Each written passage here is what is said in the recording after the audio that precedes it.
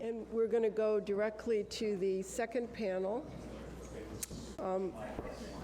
which will be hosted by Jonathan Zittrain, who's a professor of law and also computer science and also public policy.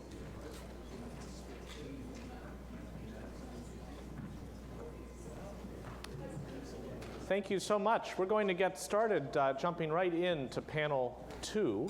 Panel 1 ended with Hank Greenlee talking about us in our human capacity as, quote, the subjects. And this panel is about the subjects. The subject is the subject, which is to say a person who might be interested in learning about his or her genome and what might be inferred from it.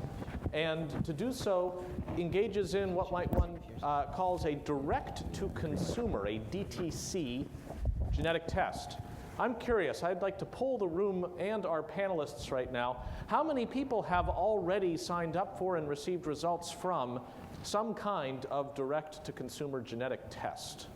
So probably more than most audiences, and the panel proportion is the same as the audience proportion. How many, if, and this is purely hypothetical, I promise you, offered a cup to spit in right now and for no additional fee could engage in such a test as ever you understand it, would do so and send it back? All right, so we have a few more ready to do it. How many absolutely not interested in such a thing?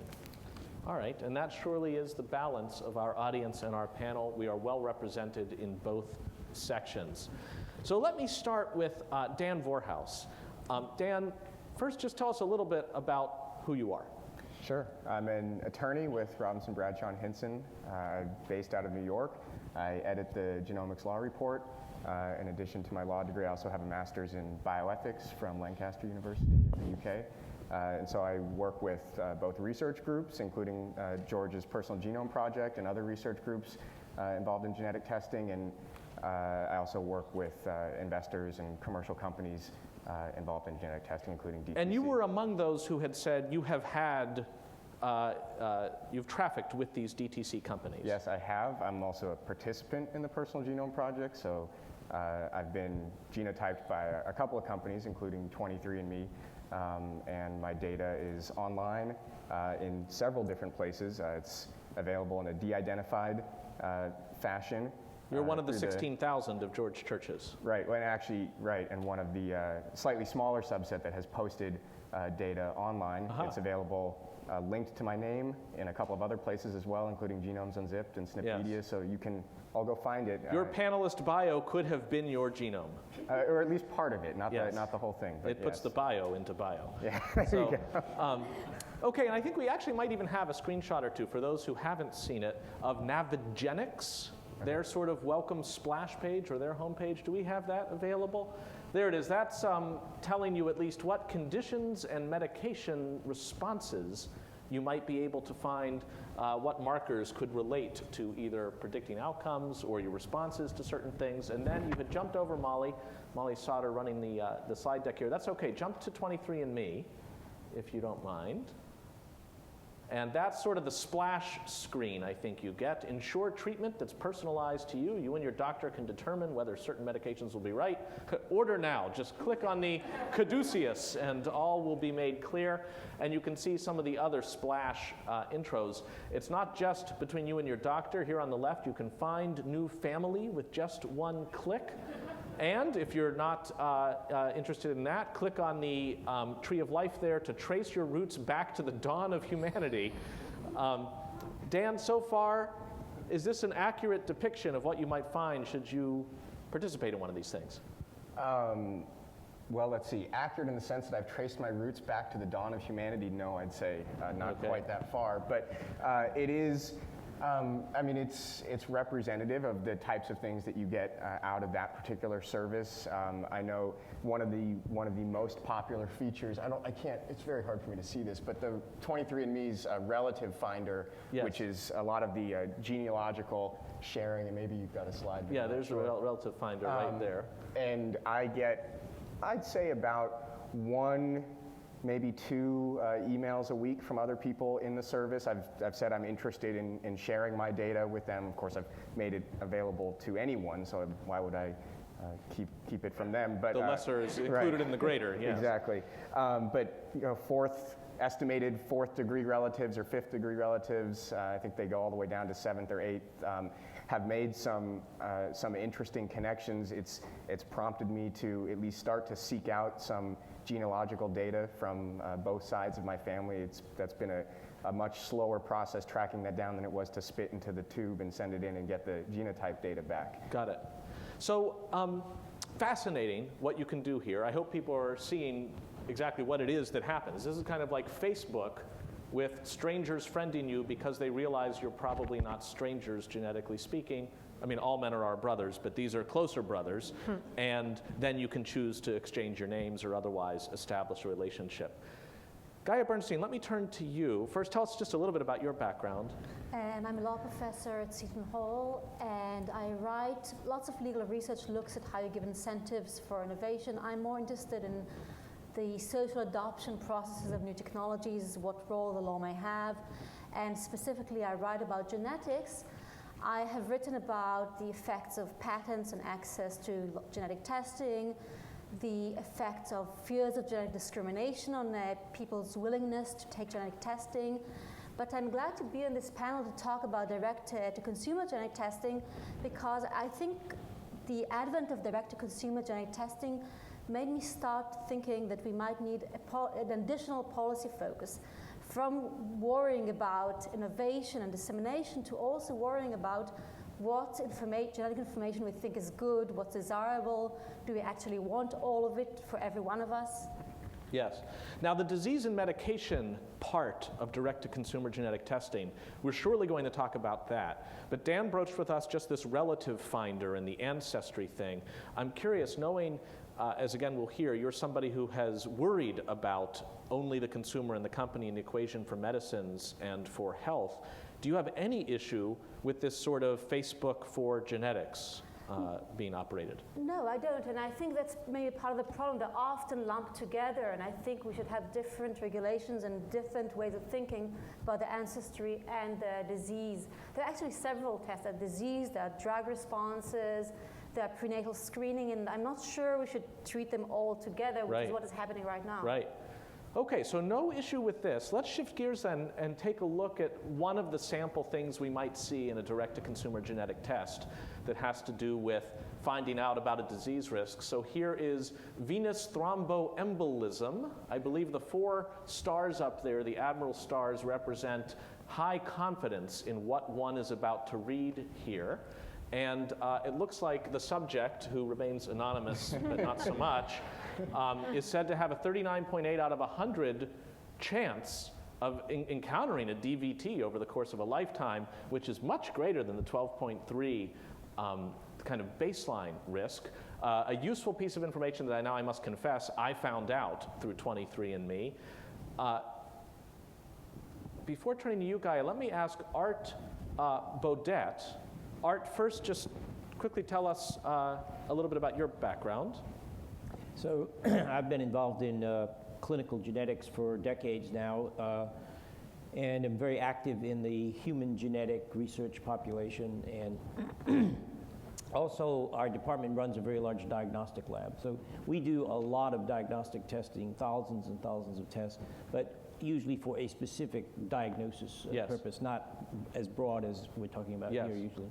So in this specific example of DVT, I confess I gleaned from this that I should go out of my way on long flights to get out of the chair and walk more, which I know everybody should do, but I should especially do it because I might be in the 39.8.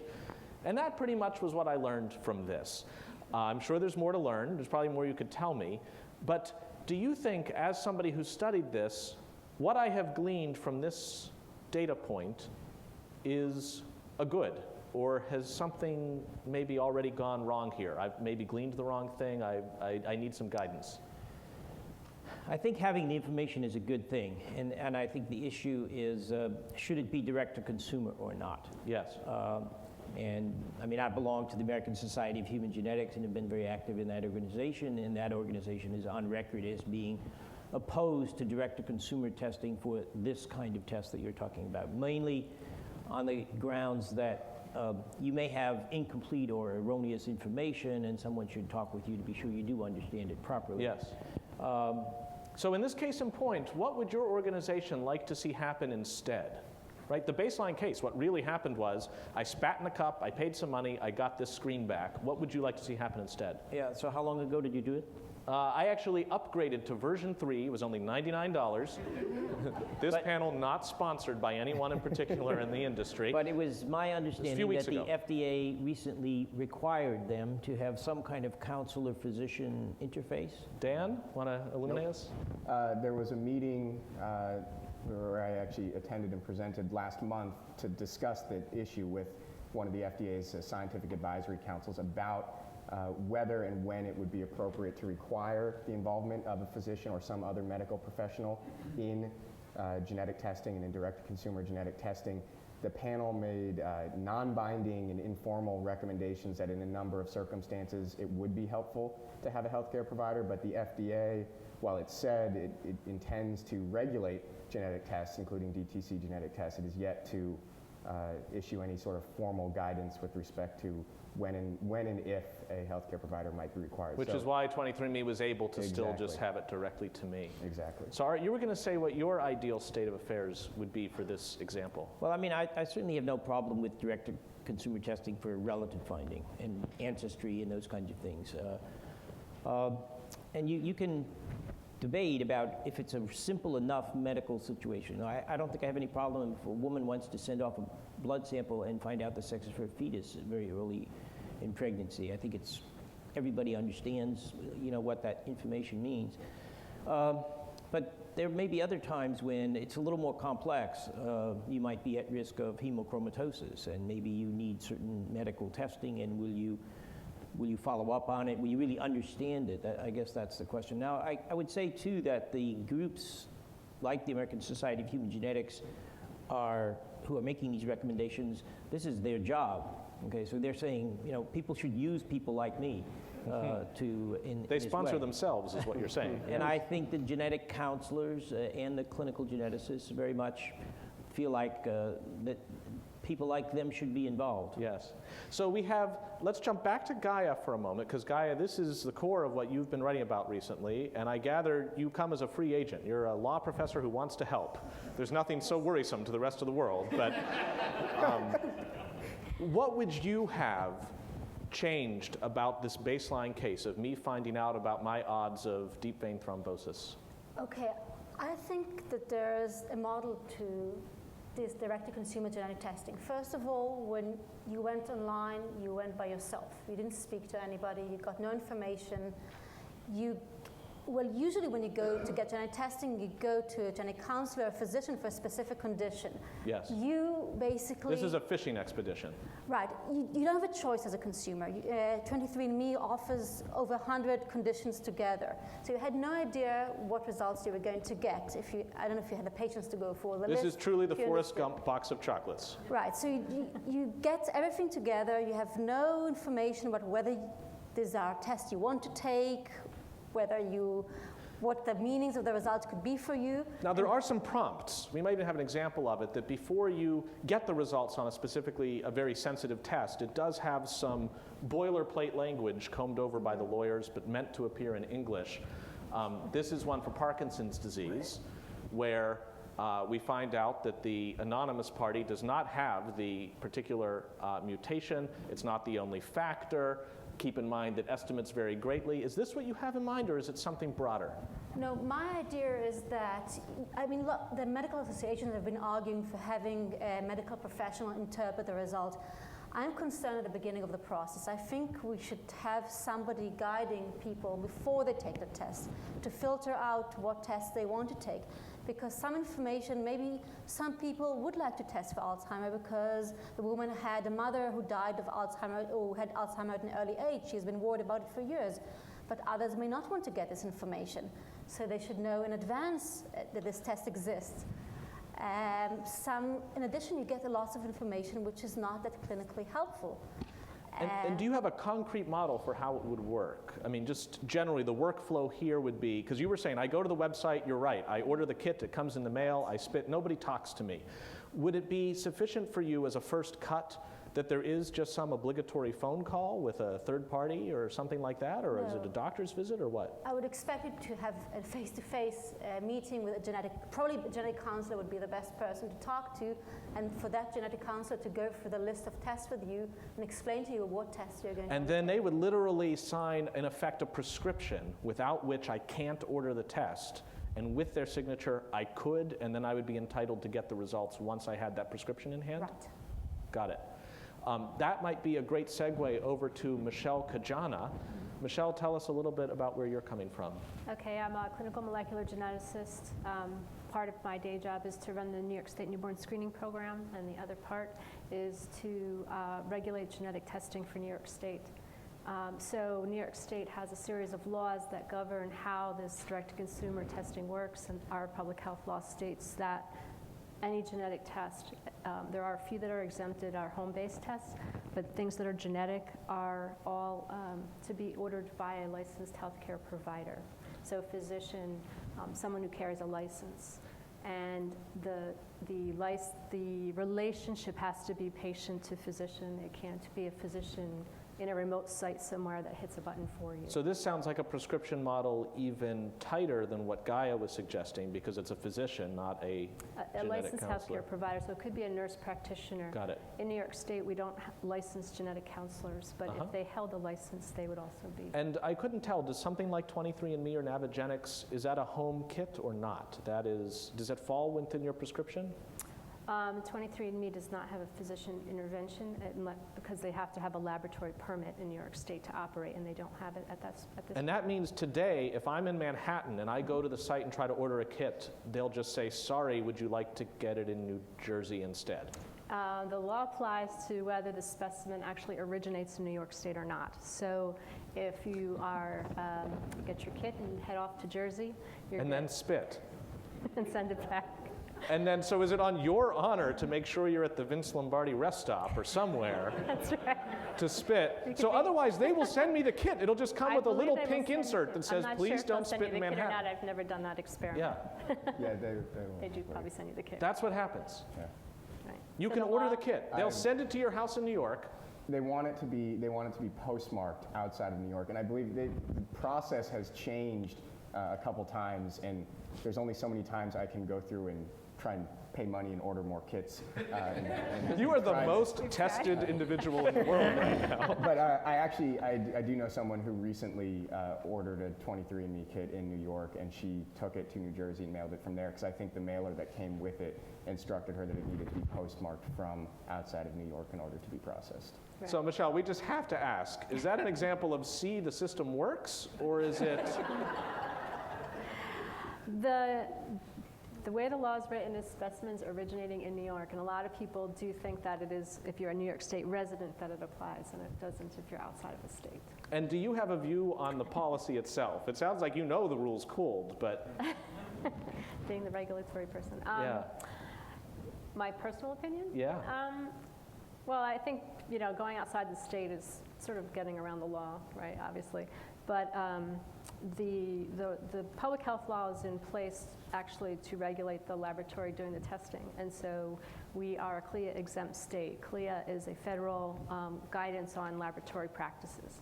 And so the idea is that a laboratory has to obviously live within public health law in New York State.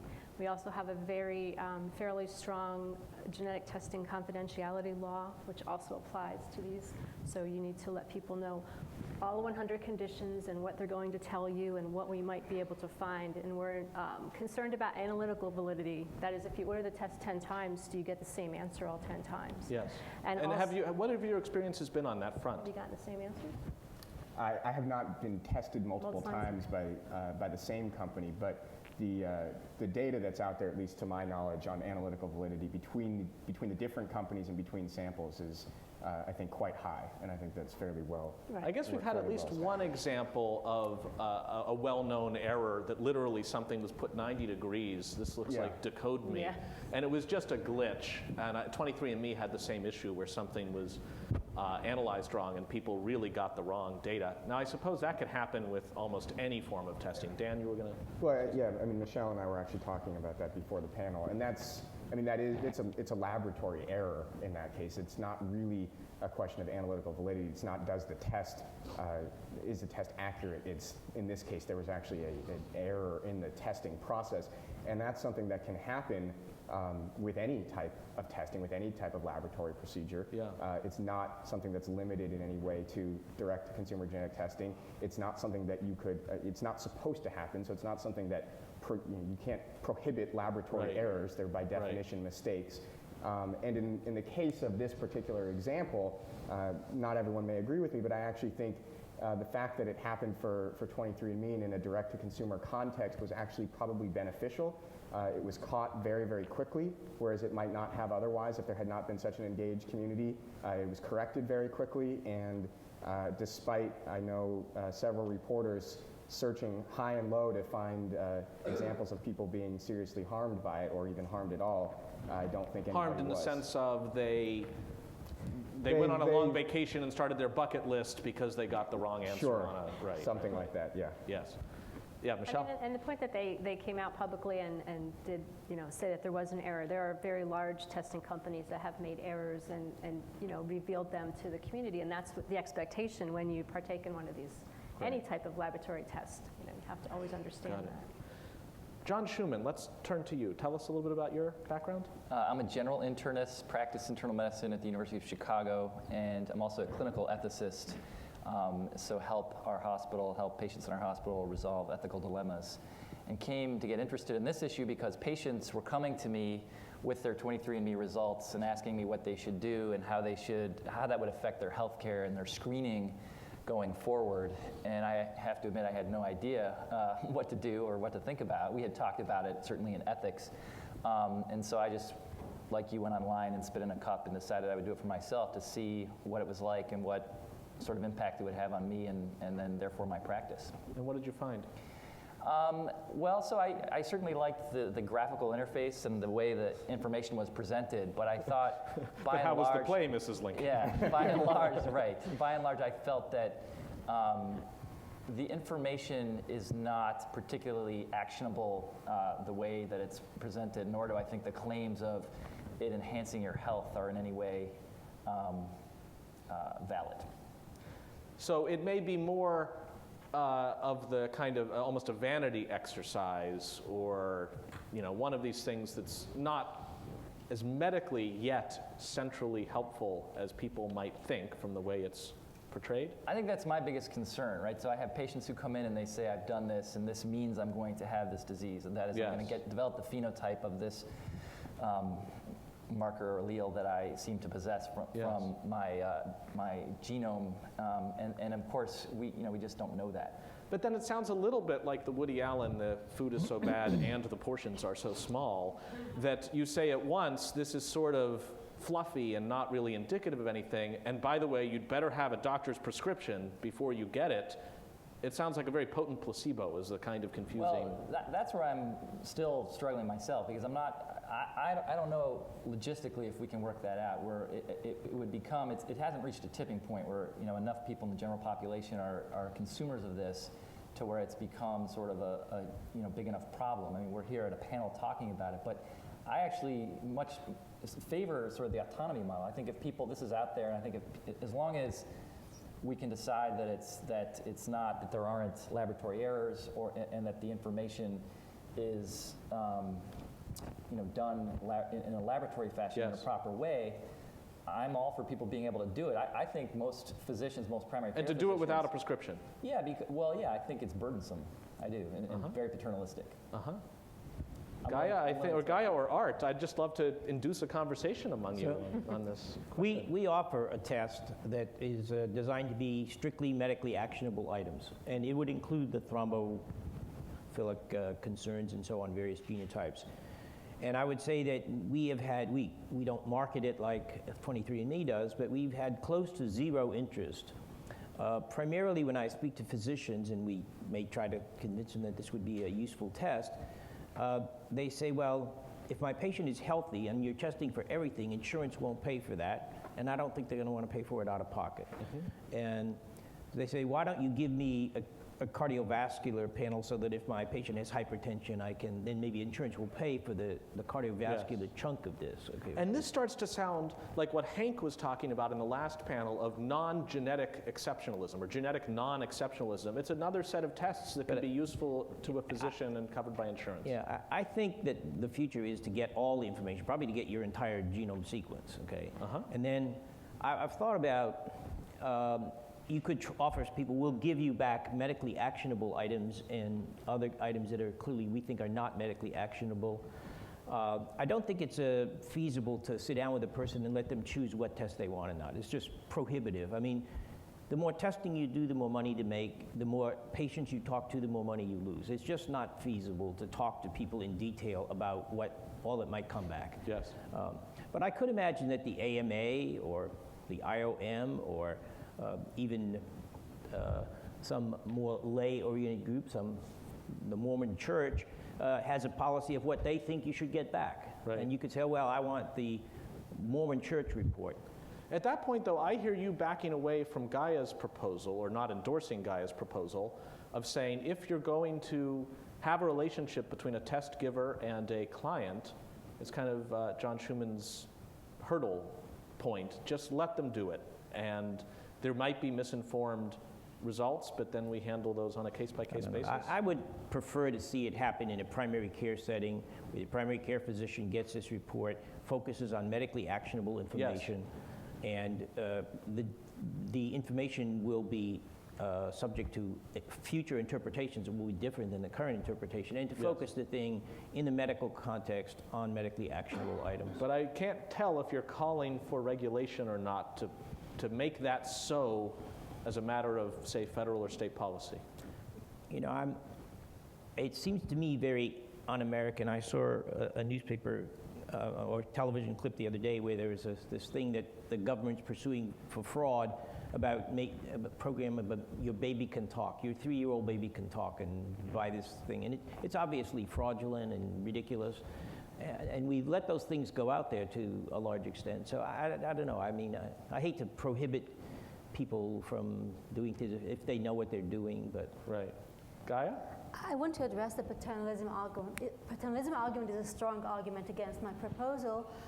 I think that basically it's true. If we add a genetic counselor or a medical practitioner, this will somewhat raise the price of taking the test, which might prevent some people from taking the test. On the other hand, the idea here is not to prevent people from making certain decisions. The idea is to give them more information so they can make more informed decisions. In my mind, this enhances their autonomy and does not reduce it.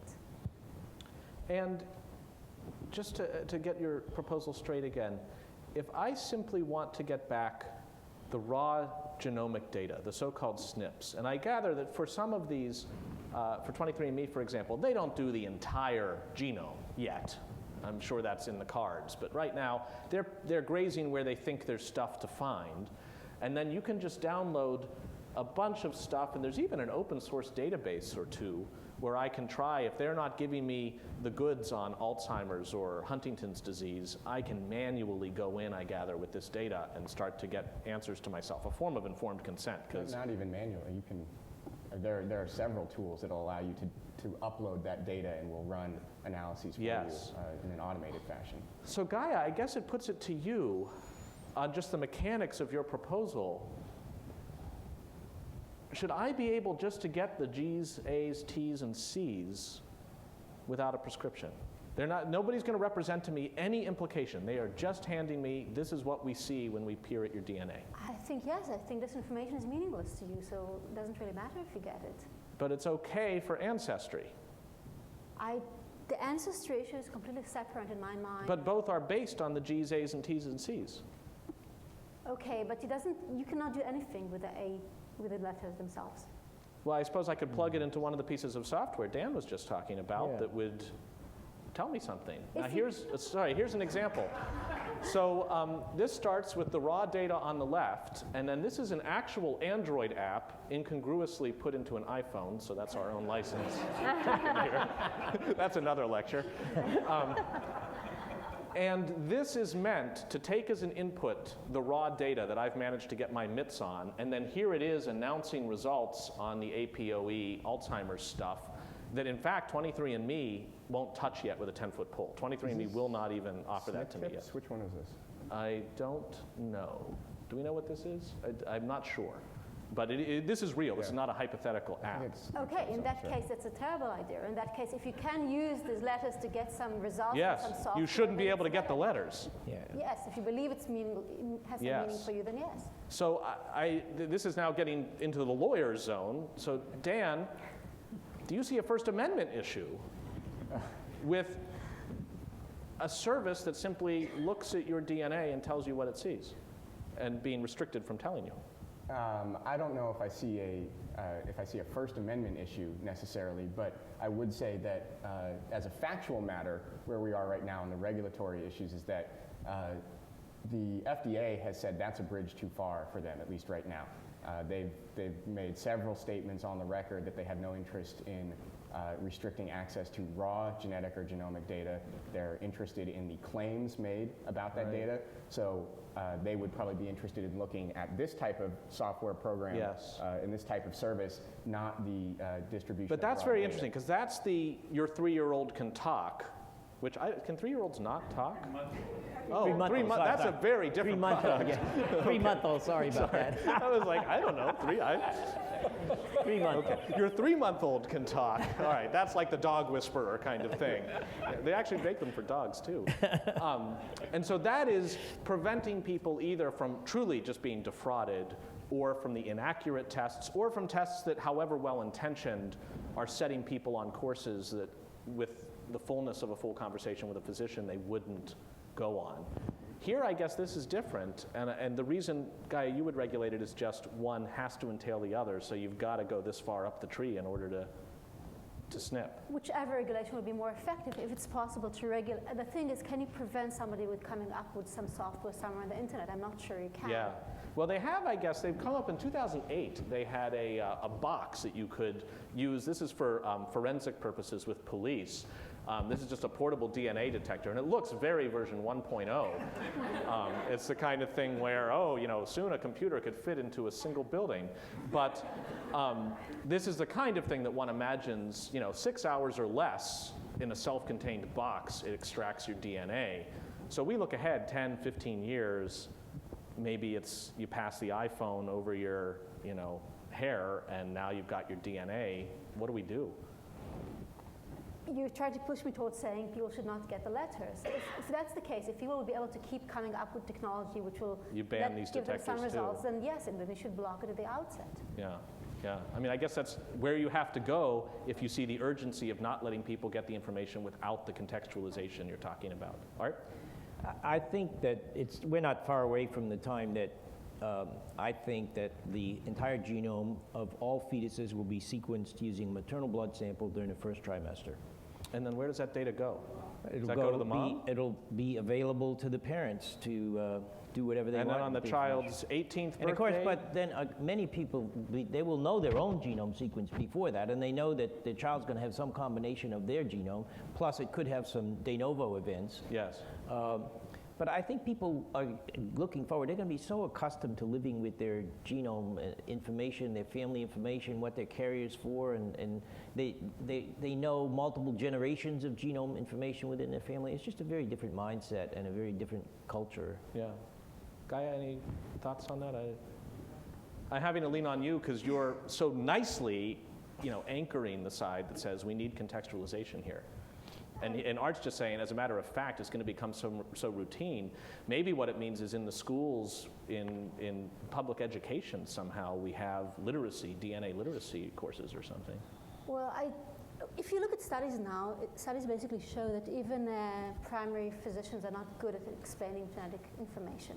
Yes. That's why I said that you would prefer to have a genetic counselor. Not good at So I understanding, can't see a situation where school children would be able to understand it. That's, I think, why I would not advocate having people who are not specifically trained interpreting the information. Yeah. John, were you going to say something? No, I was just going to say, I think primary, the average primary care physician doesn't understand it very well. It's, we took genetics in medical school, and if we go out into clinical practice, we're not seeing this on enough of a daily basis to have any more knowledge than the people in this room who read about it, think about it all the time. But that leads you to say, and therefore no prescriptions, just let the information flow. We're all equally clueless. I'm admitting that, yeah. I mean, I think in general, I think there's a shortage of people who are actually competent and skilled enough to do either the interpretation or the counseling piece beforehand. Yeah. So I think that's a barrier. I think, though, that physicians will become comfortable with the medically actionable things to the extent that they're currently comfortable with LDL cholesterol and HDL cholesterol. If it has day-to-day actionable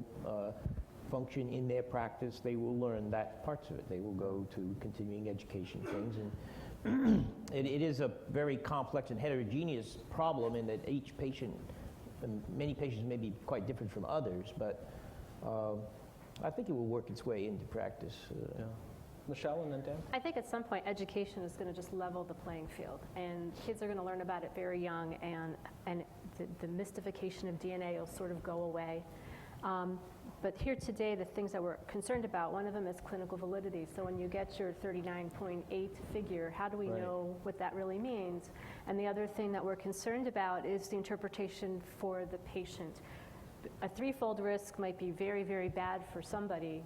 A 0.5-fold risk might be construed as very bad. People's association with what risk means is very different. Yes, you could have a risk that's 20 times higher, but the original one is so small, it's irrelevant. And so it's so that's sort of where we get concerned with what the words are saying and how that black box app works. And that's kind of the clinical validity piece that and you could see maybe a regulatory role, even if it ends up being self-contained. One of the things we regulate, right. Yeah. Do that. Dan, you were going to jump in? Yeah, I just want to say, I see there's a lot of merit behind the concern that right now there are large numbers of people that either are consumers or are potential consumers of these tests that might not be able to adequately understand them. And while we can get into this, there's concerns about how they might be harmed, hypothetical risks. We don't have a lot of data one way or the other really on that right now. But I just say that acknowledging those concerns doesn't then drive you to a point where you have to say either let the data flow and it's all going to be out there and there's nothing we can do about it, or as Gaia is proposing, go I think fairly far in the other direction and get a physician or a healthcare professional involved before you can even think about ordering the test, let alone getting the data back to understand what it means. There are ways that we can be aware of and responsive to those challenges through education, through different forms of regulation. It doesn't all have to be, let's run everything through the FDA on a claim-by-claim basis. We've heard a lot of talk about, one thing I hear all the time is fraudulent claims. Well, that's really probably more the domain of the FTC rather than the FDA, and I think is something that many people would agree. We want to have companies be very clear about what it is they're offering. But quickly back to Hank's invocation of genetic non-exceptionalism, but health exceptionalism. Facebook gives us some sense of what happens when people share and then they click to win $100 or get a free iPad or who knows what, and before you know it, they have a miniature Valdez situation that they're trying to figure out how to pull it back in. And there, I guess, the crown jewels aren't so valuable that we need to stop the presses whenever that happens, thankfully, since it happens all the time. I don't know. I think I would, if you asked me, and I think the proof is in the pudding. If you ask me, am I more willing to share everything that goes up on my Facebook page or everything that goes in my 23andMe We know your answer to that. Exactly. And so I'm not sure everyone necessarily agrees that right now genetic data is scarier or riskier than all kinds of other sources of data. I think I'm actually probably a proponent of genetic non-exceptionalism in that I don't think it's but also health non-exceptionalism, perhaps. Yeah, although I would say my personal health history and my family's health history would probably be and is more valuable to me and my physician right now than my 23andMe data. Yeah.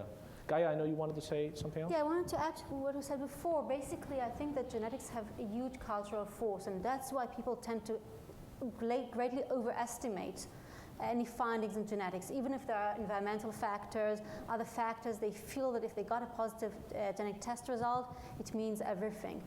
And if you, for example, just to show the centrality of it, there are cases where people who are on death row had to give their DNA extract to DNA databases, and they sued because they wouldn't want to give it. Now, they have no reason to fear about being caught for additional crimes. They were going to be executed, but still they wouldn't have what they perceived as their identity, their DNA on file in a database. And do you suppose that's you can say that without judging whether it's an unreasonable or reasonable fear. Do you have an opinion on whether it's an unreasonable or a reasonable fear? Is it like capturing your soul on a photo, or? I think it's hard to judge cultural convictions as reasonable or unreasonable. It's the way that people feel about it. But I think it's definitely biasing a lot of understandings about genetic test results. Yeah. I mean, I think it's scientifically unreasonable. Whether or not people truly hold that belief, I think we have a fairly good body of data that says genetics is not everything. And that's the reason why we have projects like the PGP, where we're trying to collect far more data types. And so I don't think that we really benefit people by protecting that belief with paternalistic regulation. I think the better way to address it is through education and help encourage people to learn and to understand. Although I suppose it's not just about what the subject may believe, but what anybody the subject interacts with believes. Somebody doesn't want to hire you because you've got the wrong That's gene. true, although we do have, as we heard, a law that prevents that in part for that reason. And again, we should be not only prohibiting genetic discrimination, but we should be educating employers that if you're going about making employment decisions based on long-term and probabilistic genetic risk data, you're probably not a very bright employer, to be honest. Yeah. What's wrong with your genome would be the question. Why don't we open it up to questions, reactions, thoughts, and wherever the microphones can find their home is probably the place to go. So. First, somebody back here, and feel free to tell us who you are. So I'm Margot Seltzer. I'm in computer science in Harvard School of Engineering. So I have a comment and a question. I guess the first is just a comment that we let people read the news every day without contextualizing it, and sometimes people take actions that have dramatic consequences immediately that are more dramatic, perhaps, than anything might happen from their genome. So I think we need to step back a little bit and think about what we're suggesting. The other is really a connection between this panel and the last. So of you who make your genetic information publicly available, do any of you have children? And if so, do you ever worry about whether you're giving away their privacy rights when you make your genome publicly available? Because I actually think about this all the time whenever I publish anything online. So I guess I can speak to that because I have published mine in a couple of different places or parts of my information. I don't have children. I plan to, and there was no way for me to consult with them. It was something that I thought about. What I did do was have quite lengthy discussions with my other first-degree relatives. So I don't have the ones going down, but I do have the ones going across and up. I have a brother and a sister, and I have 2 parents. And we had very lengthy conversations about that. And it's something that I've written about on Genomes Unzipped. It was a very informative, instructive process for me. It was important to me that they understand what I was doing, why I was doing it, and ultimately be okay with doing it. And a lot of that involved explaining to them the limitations of what they could learn about themselves from my publishing. If they had been bound and determined for you not to do it, would you have acceded to their request not to pursue it? Yes. And so for somebody I don't think that should be a legal requirement. That was the next question. Somebody not as noble as you that's willing to do it despite those objections. I have a family that I am fortunate enough to get along very well, and I would certainly respect their wishes. I know plenty of people that if their siblings or parents said, I don't want you to do this, they couldn't sign up fast enough. Yeah. And I think that's probably You're wondering how to get people signed up. This is the, Mom doesn't want you to do this. Yeah, exactly. Gaia, I don't know if you wanted to react to the first comment about the news. I think there are different types of information. Some information is more complicated than other, and some information you trust people to understand by themselves. If you go and take a blood test, your annual checkup, you don't get the results by mail. If something is wrong, your doctor will call you and explain to you what has happened. Actually, no. Whenever I go to my doctor and I have a blood test, I go online and I see all the results. And in fact, that has allowed me to catch things that my doctor didn't notice. Wow. Microphone over here. Is there one over here? Maybe Dorothy Zinberg? Hi, Dorothy Zinberg from Kennedy School of Science and International Affairs. I'd like to ask the paranoids question. And my paranoia is as follows. This past fall, I heard Dr. Riley give a very moving talk to a group of us who are on an advisory board at the Whitehead Institute. Then he asked the group, how many people in the audience think it's a good idea that every time a child is born, we just take a tiny blood sample from the heel of that child, right? And an angel we've earns got his this stars great or something. thing for everybody. I thought everybody, and the group, a very sophisticated group, I'd say about 80, 90 people, were very much in favor of this. I am thinking, no. They're all supposing a benign government in perpetuity. And I began to think of, if the Nazis had had the information that you can get from this collection of blood that you're going to take, how many more million Jews would have been killed because people had been able to convert, to convince themselves and their offspring that they were not Jewish? These findings would say, Tay-Sachs disease, Ashkenazi influences. They would have caught every one of them who had thought they were not Jewish for over 100 years. So Dorothy, I gather this question is less about an individual's right to know, unless you think the implications could be so staggering that there's no way to have fully informed consent, as we talked about last panel. Yes, a government that isn't like, fortunately, the government we have now with courts and so on. Yes. But the Nazis were ferreting out everything they could. What if the world moves in that direction? As I say, it's the paranoid's question, but I think we have to look at what the other implications are of what can be very positive and extremely helpful, but at the same time misused in a very devastating way. Well, there may be thoughts up here, but with Dr. Riley right in front of you, I don't know if he wants a right of first answering. I think everyone in the room would agree that the world we live in now is capable of doing immensely horrible things without actual information supporting it. So I would agree that there's a small chance that I can imagine a government that would use DNA to pursue genocide, if you will. When I weigh that risk, it's not large enough for me to stop pursuing the good with genetic information. Thank goodness that at least some societies have protections against that. Any thoughts up here, Art? I guess I've wondered a lot whether we should just have the FBI kind of identification information recorded on everybody at birth. I mean, the U.S. population, I think, is sort of paranoid about identity. They don't even want an identity card.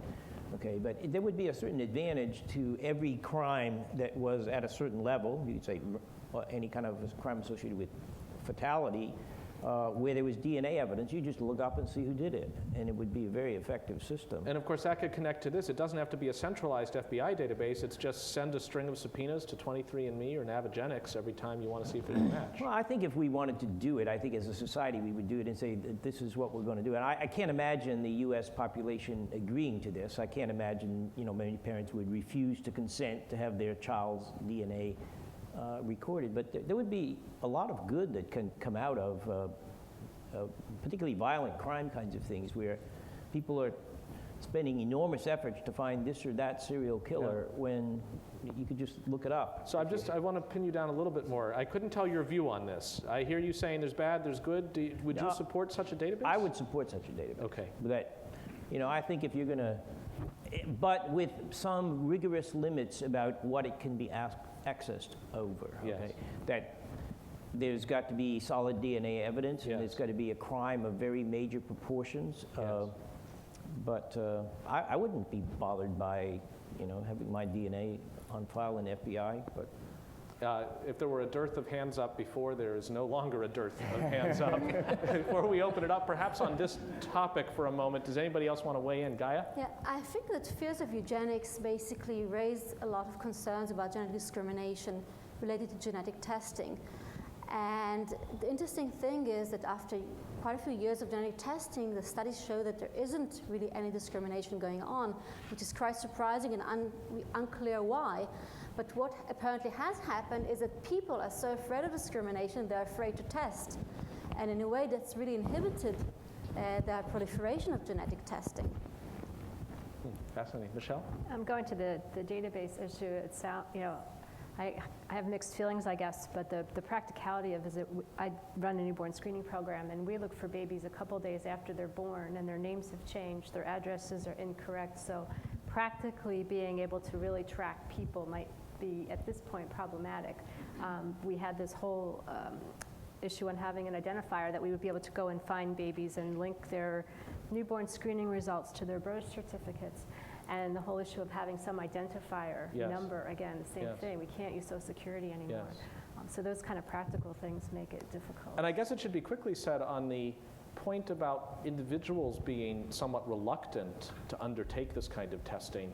We've seen some institutional attempts to get people more willing to do it. And I understand your proposal, Gaia, to be one that might draw more people in because it's offering them a structured framework in which to do it. There was this example at Berkeley where I think the incoming freshmen were importuned for free on the university's tab to submit their DNA for tests, at which point somebody at the university found out and said they're not going to actually give the results to the students who had submitted their samples for the sorts of fears that you were talking about, Gaia, and then they declared it a success because it was an opportunity for ethical debate. They could have had the ethical debate much more cheaply, but it's a nice illustration of the institutional dynamics, whether for the negative or the positive, in affecting what's going on here. Where'd the microphone find a home over here? Anywhere? Yes? Thank you. This has been very interesting. And tell us who you are, if you like. I'm Deborah Prothrow-Stith. I'm adjunct professor at the Harvard School of Public Health and work for Spencer Stuart. I'm very interested in getting your responses to this sort of statement. People don't need information to discriminate. In fact, our system is full of racial and ethnic and socioeconomic discrimination. So the idea that you would need someone to be your access to genetic information also has the potential of excluding people because that someone doesn't provide you that access. You don't even have access to the care or to that someone. And it seems that with technology, some of those access points have diminished. Interestingly, I know in healthcare we had a huge debate about direct-to-consumer advertising of pharmaceuticals. And most physicians, like myself, have real problems with that. On the other hand, it's an access point that has just been very, very interesting. And doctors have had to respond to people who come and say, I want that medicine. So, you know. So do you see the prescription approach as a good I see it as a middle zone? potential problem. And I'm sort of making this statement and wondering what the panelists are thinking around issues of disparities around health and racial and ethnic discrimination that occurs in healthcare presently, and how this might impact it. John? Yeah, so I mean, I stand conflicted as a day-to-day practitioner. I want people to have the ability to access these direct-to-consumer tests if they feel it's of value to them. And now that I'm sort of in the game, I'm happy to help them interpret it as they may see fit. But I echo your thought about disparity. I mean, I work on the south side of Chicago where there's just right in my own community a lot of disparity. And I look at direct-to-consumer genetic testing as almost somewhat of a metaphor for where I think healthcare is going to go. And I think this privacy issue is huge because HIPAA has constrained a lot of what we've done with health information and a lot of the new electronic medical record and the push to get everything online. HIPAA is the federal statute. Thank you, sorry. Yeah. Health Insurance Portability and Accountability Act. Right, thank you. Right, which essentially was about privacy and security of information, but has in effect become this unfunded mandate that's made healthcare enterprises and entities be very restrictive about healthcare information. I see patients, I see haves being able to access physicians from all kinds of new points, not just in the doctor's office, but virtual visits online, electronically, telephonically, video link. And so for those that have, there are going to be many more access points. There's going to be a lot more to the do-it-yourself. It's like Margot Seltzer saying she can get the results from the physician and then second guess. Or you'll be able to look up, you have a symptom, you're going to look it up online, you're going to be able to go to a direct-to-consumer lab place where you can get your own lab test or get your own imaging done, and you're going to be able to, in a sense, pilot your own medical care. You're going to be able to keep your own records. You already can, but very few people have taken that. But I think we're going to, in effect, have this widening disparity between those that can access information, use it, and manipulate it, and those that are, sort of stuck in the 20th century healthcare system. Dean Minnow? The microphone over on the microphone is going a different way, so, there's. Now you're going to be in stereo. One for each hand. Martha Minnow, Harvard Law School. It's a fascinating panel. Thank you so much. It struck me for many years, and I now think it even more strongly, that we don't know what we mean by privacy. And we probably mean 4 things that are really different. And so first we mean seclusion, the ability to seclude yourself. Secondly, we mean the ability to control information about yourself, which doesn't mean seclusion. Thirdly, we mean decisional autonomy, as in the right to privacy in making a decision about reproductive freedom. That has nothing to do with being private. Often you have to do it with lots of other people. And the third thing is being free from discrimination on the basis of information about you, which really has nothing to do with privacy, but we call it privacy. And particularly the most recent part of this conversation makes me think that we really should break out the discrimination questions and just frontally address them and have public policy treatment of discrimination. Forbid discrimination on the basis of this or that characteristic, on the basis of genetic information. Just do it straight out. I mean, that's one of the problems that's leading to these perverse uses and abuses of information or fear about getting it. And a second thought, and this really is a question for the panel, although I'd be interested in reactions to the first, is the trends that we have, not just in this field, but in so many fields, involves the flattening of information, access, at least to those who have access to some digital resource, which for many people is through the public library, for all kinds of information, financial information, mortgage information, not just medical information. And isn't part of the problem really, Jonathan, your field? How can we take advantage of this flattening and still create sufficient expertise so that there's a go-to site that can tell you this is true, this isn't true, a Snopes for the misinformation about genetic information, a Mayo Clinic newsletter that tells you this is really right as opposed to this is really wrong? Isn't that part of the problem? That and don't we really need to have people taking responsibility for creating vettable information digitally online? So, yeah, Dan? I'll take a first stab at that anyway. In answer to your first statement or question, are you suggesting something in addition beyond the Genetic Information Non-Discrimination Act? Okay, so Gina...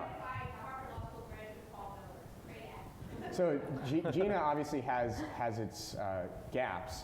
It doesn't cover, I think as Professor Greeley mentioned, doesn't cover long-term care, doesn't cover disability, doesn't cover life insurance.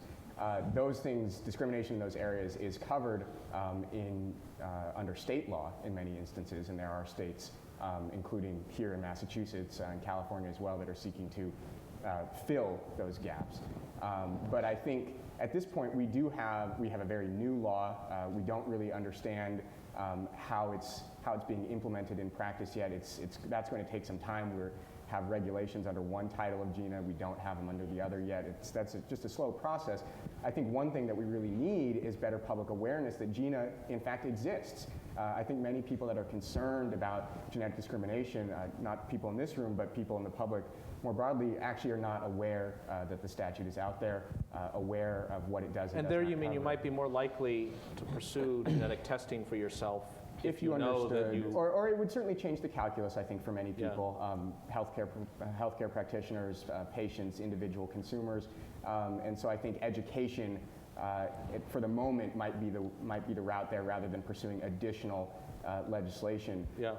In answer to your second question, I think that's something that we very much need, some sort of central go-to source. I don't know if everyone knows what Snopes is, but I certainly use that when I'm trying to... Well, it's interesting because you know what it is in the sense of visiting Snopes.com, but you may not know what it is as far as who runs Snopes.com anyway. I actually don't know the answer to that. Yeah, I just know it's that I not use any it of the and trust academies, right? Yeah. It's not the Mayo Clinic. So, but we do have a proposal from NIH, took up what had been proposed in a number of policy committees and reports to create a centralized genetic testing registry. It's an extension or a reworking of gene tests, something that's already been out there. It was due to launch sometime this spring. I'm not sure they're going to make that deadline. And is this to literally conduct the tests or to have descriptions on the phenotypes? So this would be a repository, a centralized location where you could come to learn about these tests, get unbiased and centralized understanding of what's out there, how it can This be is used, the who's Snopes offering. that was In invoked. theory, Yeah. now this has been recommended in a number of different cases, probably most prominently by a government committee in 2008, government task force, and they recommended making it mandatory for all providers of genetic tests. It's being implemented, at least at the moment, it's being conceived Mandatory as in the sense voluntary. of that's the text you would expose people to in explaining the results of a test? No, mandatory in the sense that any provider of a genetic test would have to participate in the registry. It's being implemented in a voluntary fashion, so it will be opt-in for genetic testing providers. You might think of it and you might hope it would become something like a good housekeeping seal of approval. I see. This organization would look at what a given provider is saying on a inference from a genetic marker. And require them to contribute and disclose I certain see. information about the test, the nature of the test.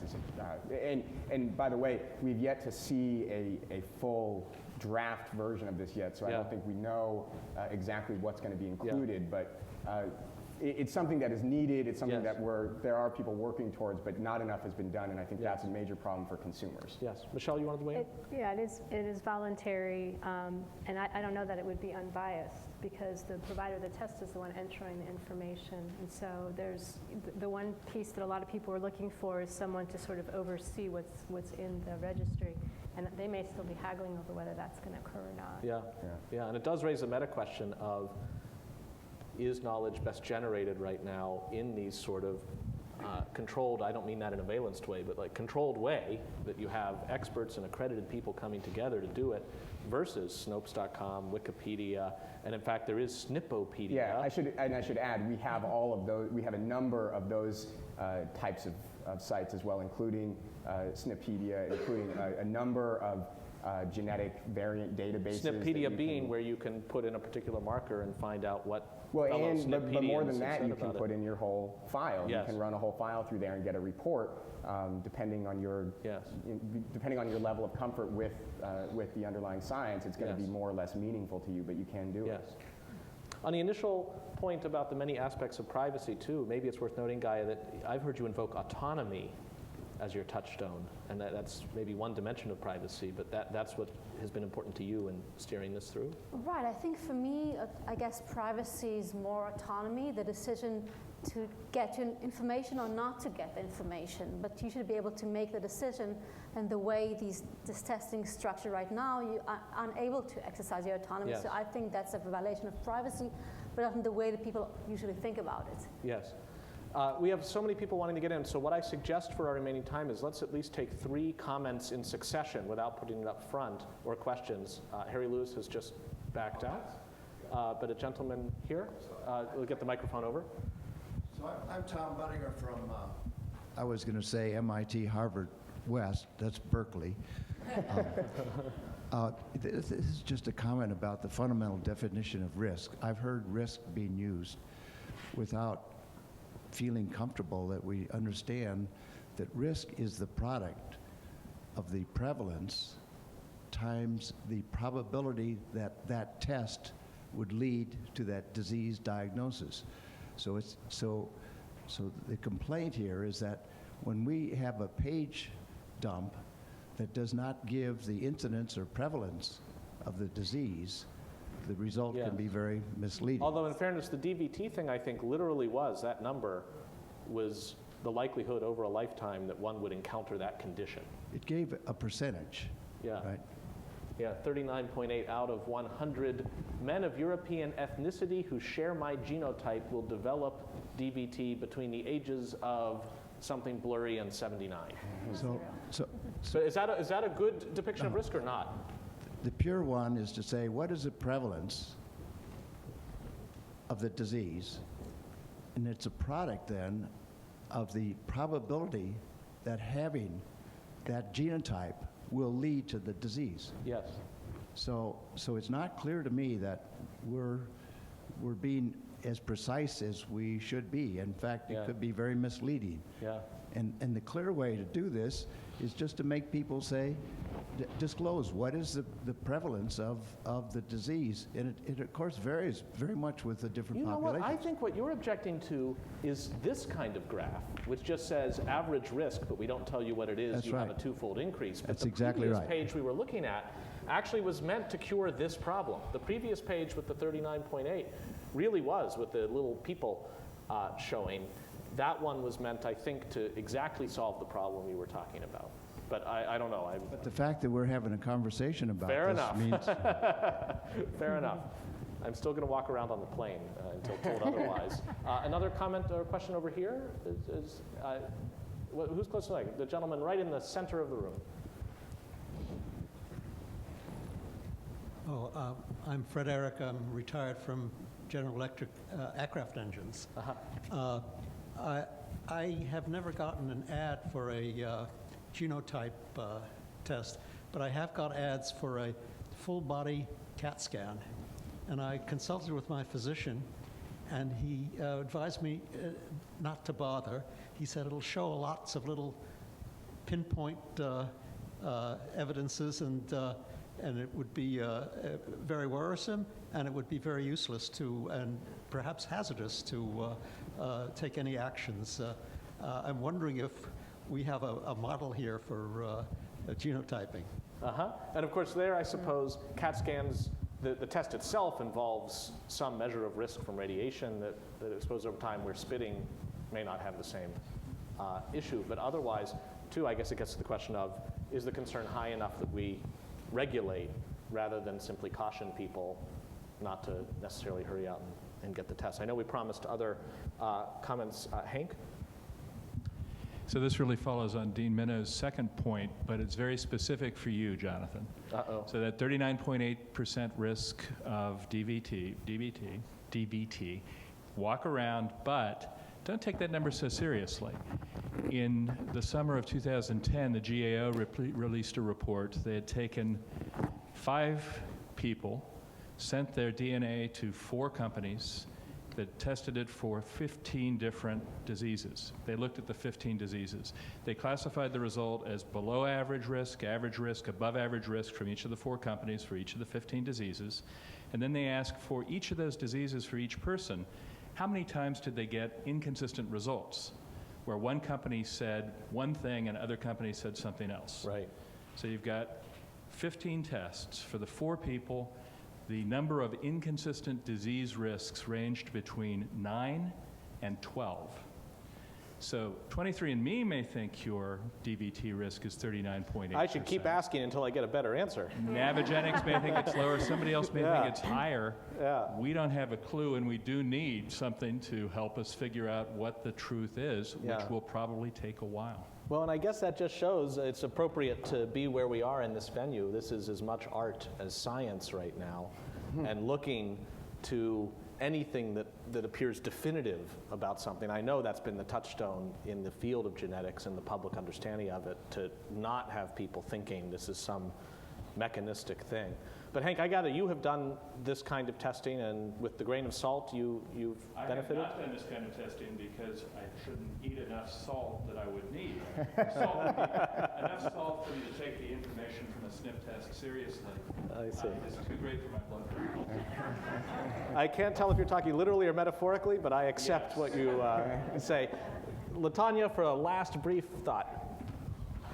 I was quite taken by the Alzheimer, the omission of it in 23andMe's profile. Yes. We could argue that they don't trust the confidence of it or what have you, but I could also argue that they stay away from controversial markers.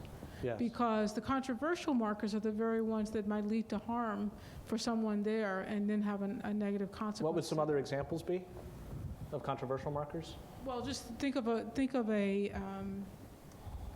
well, I mean, obviously, trinucleotide. Do they do Huntington's disease, for example? They the do not do trinucleotide? Huntington's disease. They don't do any of the trinucleotide. And I don't even know if they connect the SNP that has Huntington's disease on it. Dan, do you know? I don't know. I don't believe so. Right. They don't even bother to collect it, may be the case. With Alzheimer's, sorry. No, they don't. They don't collect it. Almost positive. With Alzheimer's, and they could, they just don't. With Alzheimer's, they do collect it, and you just have to go in with a little extra tinkering in order to find it out. Alzheimer's does not, to my knowledge, yet appear on this thing. It's actually, I've tried to do this, or not me since I'm not a geneticist, but I have had asked some geneticists to help do this, to try and impute my Alzheimer's status from what is on the... yes, that's in the raw data zone. Well, but it's not, you don't get, I think you get SNPs that are in linkage disequilibrium with some of the markers in the APOE gene. Got it. You don't get anything that's actually there. Got So it. you're talking about something that's predictive. Yes. And just to be clear on the facts here, I know we've gotten pretty deep in the weeds, but what we mean by this is they're not sequencing the whole genome.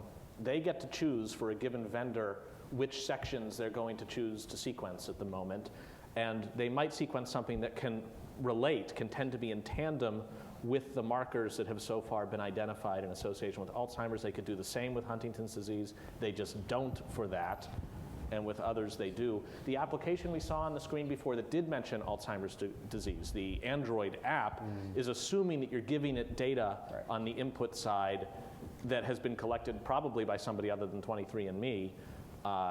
Maybe it's one of the firms to do it. But back to you, LaTanya, to finish your point on the controversial SNPs. Right, my point is that they seem to be quite avoided. I mean, I have to confess to you, George, I actually went through all the profiles on your website looking for the most controversial issues for anyone, and I noticed an omission. Either you choose really healthy people who are healthy in the long run, or which actually could be because you screen them so. But then seeing this on 23andMe made me very suspicious about what's really going on. Well, for PGP, I don't know if you're talking about the 1,000. Define PGP? Personal Genome Project. Personal Genome Project, George's project. I don't know if you're talking about just the first 10 or everyone that's out there now with profiles. It's not that they're being screened by the Personal Genome Project. That's who's selecting to go into that study. So it may be that people with it's possible that there are people, and I assume you're talking about now phenotype data. It may be that there are people with... Phenotype being that which we infer from a certain genetic sequence? No, that which is expressed. So trait data, reported medical histories, things like that. But I think the confounder is 23andMe because a lot of those profiles are actually uploads from 23andMe. Well, okay, yeah. Well, I guess it's great that we're recording this because it's the kind of thing that probably belongs, among other things, in a time capsule so that 20, 30 years from now, and here there probably already somebody laughing in the future, we're talking like 5 years from now, we'll look back at the ways in which our concerns have been so earnest and yet maybe in retrospect quaint. It's hard to say. And it's a difference between maybe what we want for our children, our future, for ourselves, what we want to want, and the fact that maybe those wants will change doesn't mean the right outcome happened. It just means they want what they don't. And those are some of the themes we've been so nicely going over today. Just please join me in thanking our panel and ourselves for this. And Dean Murray, let me turn it over to you to bring us in for landing. Thank you. Thank you, guys. Yes, I want to thank all of the panelists today and just say that the drinks are out there. The reception.